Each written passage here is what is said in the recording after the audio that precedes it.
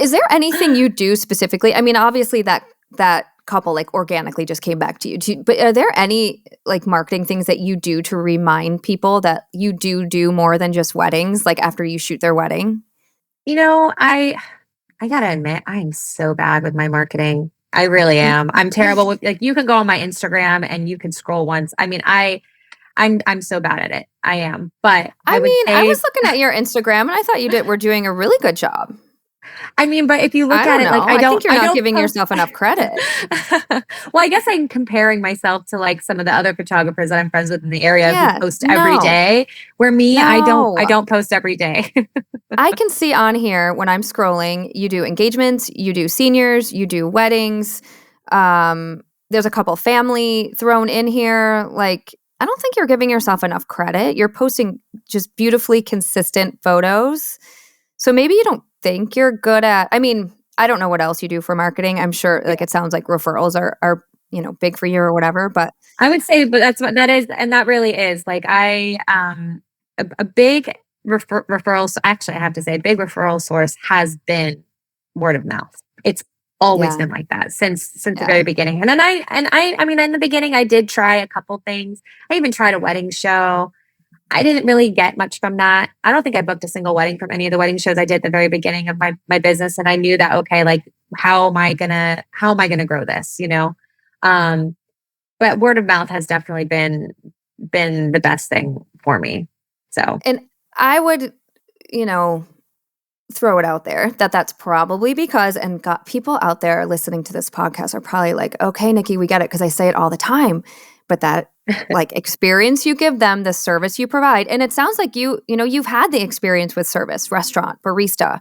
Like I had that mhm, experience with service too. I was a server and a bartender for 8 years. Like yeah, there's something about giving really great service, beautiful photos, great service, giving the connection and educating and communicating with the client. Like if you can just get these things under control mhm, and slowly work towards nailing those four things, like you're golden, you yeah, know? It's yeah, yeah. yeah. And on top of that, too, I think also is being aware of my schedule and not overbooking myself in that small period of time, right? Yeah. I will tell you and I'm sure a lot of people in the wedding industry experience this, but in 2022, end of May, beginning of June, in 8 days, I had 5 weddings. Oh my gosh. I would like Yes. be hit by a truck. Oh, Ugh. yes. Five full Yeah. day weddings. And a lot of that was just from like people waiting it out to book their weddings because, of everything going on. And I remember feeling very like, oh my, and then on top of that, like, I'm sure there's a lot of people in my community and some in the photo community that are aware that, my middle had some health issues and, I was having to deal with that also. Um, Yeah. so that took some time away from me really focusing in on my business. But I remember feeling like, okay, I'm never doing that again.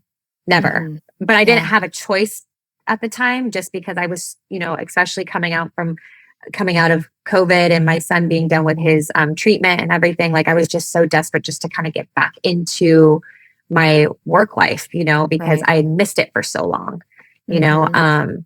But I also learned a hard lesson, like, okay, don't photograph 5 full day weddings in 8 days Yeah. because it does Yeah. take a toll on your body Yeah, that goes back to and part of that customer service. work-life balance, Yeah, like totally. yeah, and it's gonna affect the level of service that you can give when you are Hmm. just completely stretched to the limit.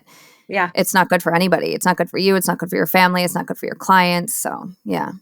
Yep. And one more thing about the marketing piece, it's like marketing, you can do some really simple strategies that can bring in clients. It doesn't have to be this, like, full on, like, every day, this and that, like, reels and blah, blah, blah all the time, like, there can be some really simple, easy to do strategies that will bring your clients in.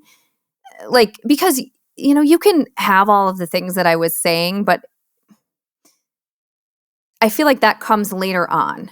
when that referral base. Like at the beginning, I feel like the first couple years, you really have to do that marketing piece in order to get people to know about you. And then the snowball starts rolling or whatever. So I don't want to discourage people and think that like, because marketing, I mean, I just did a course on marketing. Like it's incredibly important, especially those first few years until you get that really strong client base.